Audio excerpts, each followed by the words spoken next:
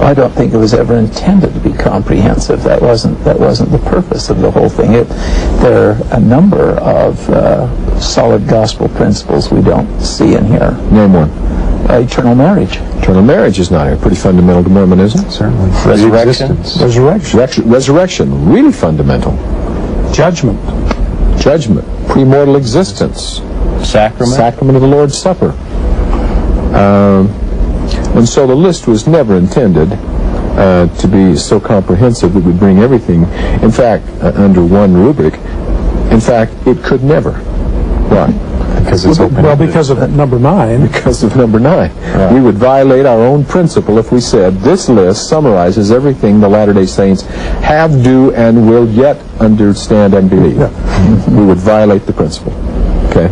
You cannot codify into one list the beliefs of the Latter-day Saints. It makes it a pretty good answer. We get teased as teachers sometime for giving more of an answer than students wanted. I didn't want to know that much about it. So somebody says, well, give us a basic and a brief idea of what Latter-day Saints would believe. Well done. Don't drown me in it.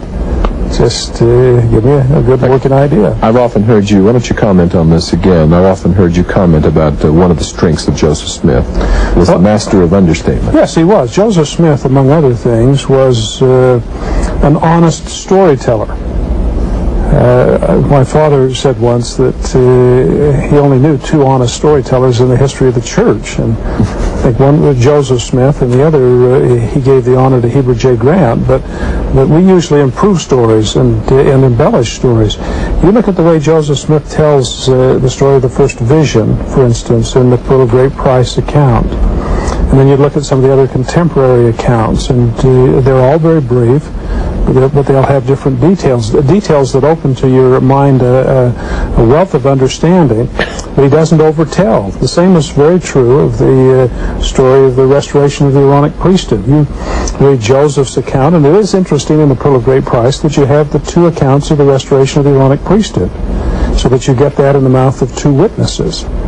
You've got Joseph's, you've got Oliver's, but the language, the style, the detail that Oliver gives is very different than Joseph's. It's beautiful, but we would call it downright wordy when compared to Joseph. Well, it is wordy, but he also tells things that Joseph doesn't tell, that aren't necessarily, if you're going to give really a disciplined account, necessary. I mean, Oliver talks about the fact that they heard the voice of the Almighty and that he revealed himself to them. Joseph doesn't tell you that.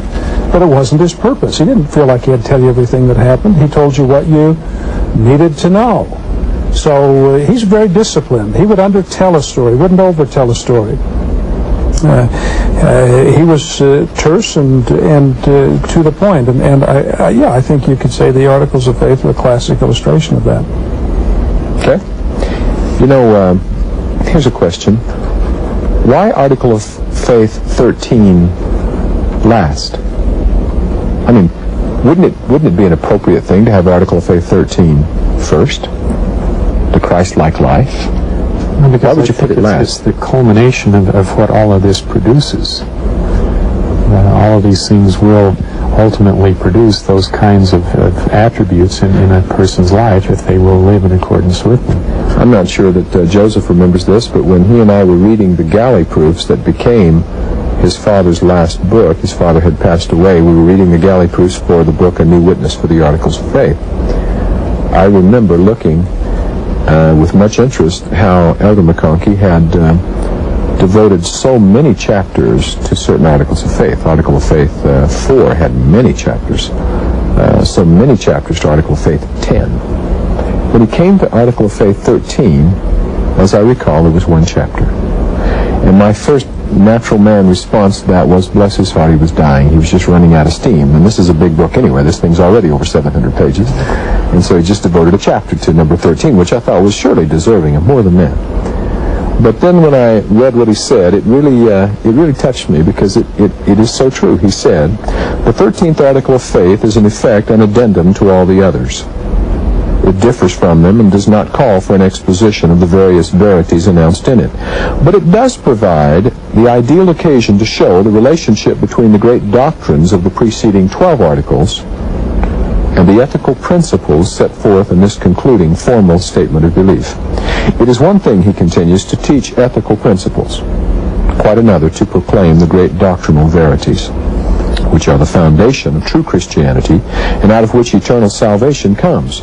True it is that salvation is limited to those in whose souls the ethical principles abound.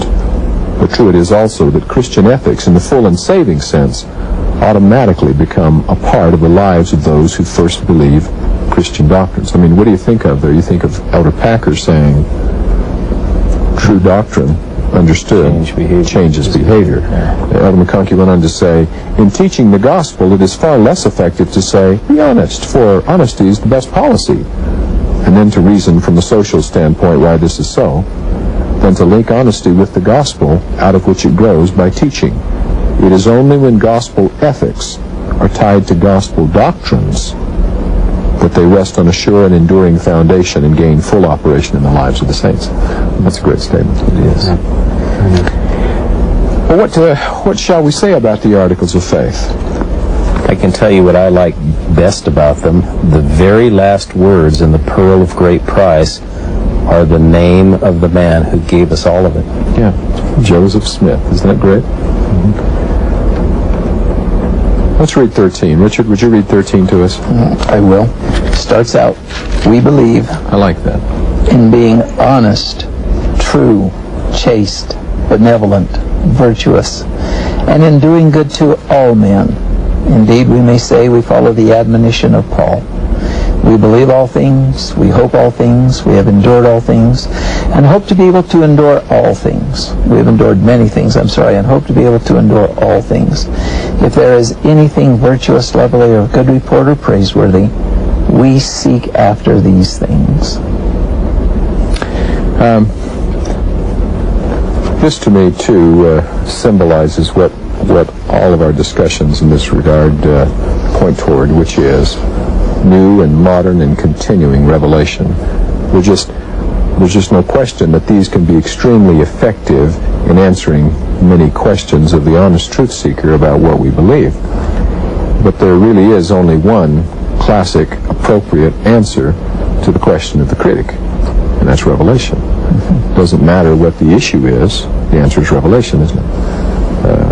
How do you account for? The answer is revelation.